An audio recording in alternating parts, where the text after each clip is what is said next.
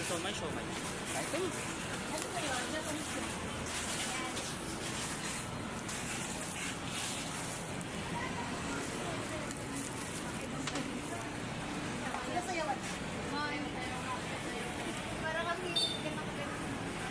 Okay, hello! Nandito nga sa Kabalin, na 60th birthday ng aking mother. Nandito ang aking father.